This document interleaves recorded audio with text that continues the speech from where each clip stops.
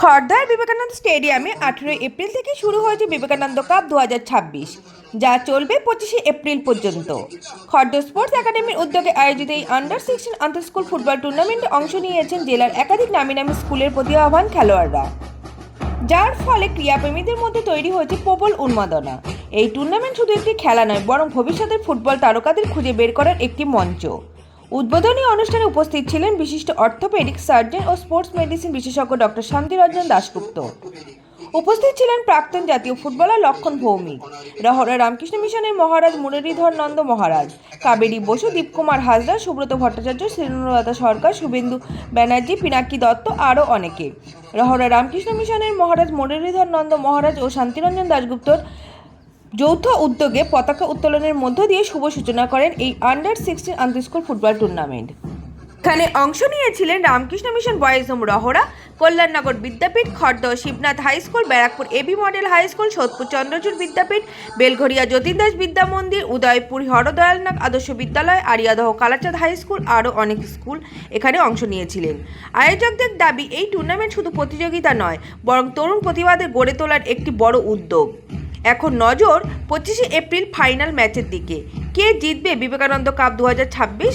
খড়দহ থেকে সোমা দেবনাথের রিপোর্ট, রাষ্ট্র সংবাদ।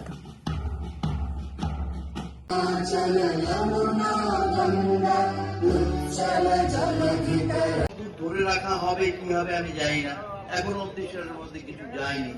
সেই জন্য ধারাবাহিকতাকে মেনটেন করাই হচ্ছে কিন্তু আসল কাজ।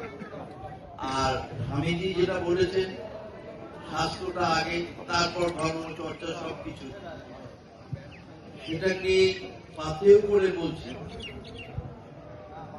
এই গেমস বা খেলাধুলার কতগুলো মহত্ব আছে, সেটা হচ্ছে ভ্যালুজ অফ গেমস বলে একটা কথা আছে। এই খেলার ভ্যালুজ কোথায়? শুধু নকআউট।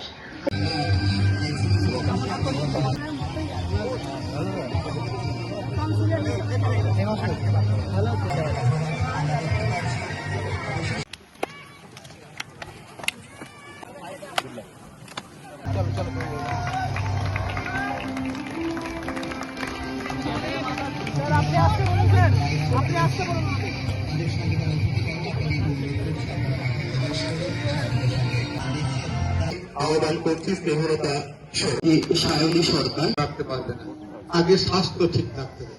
সেই স্বাস্থ্য ঠিক রাখার জন্য, সুস্বাস্থ্যের জন্য তিনি ফুটবল থেকে বেছে নিয়েছেন। আজকে সেই ফুটবল খেলা আমরা আমার বাঙালিরা বিশেষ করে আমাদের প্রাণের খেলা হিসাবে আমরা বেছে নিয়েছি। স্কুলগুলো, বিশেষ করে স্কুল ক্লাবগুলি এই খেলাকে উৎসাহ দেওয়ার জন্য বিভিন্ন জায়গায় টুর্নামেন্ট করে থাকে।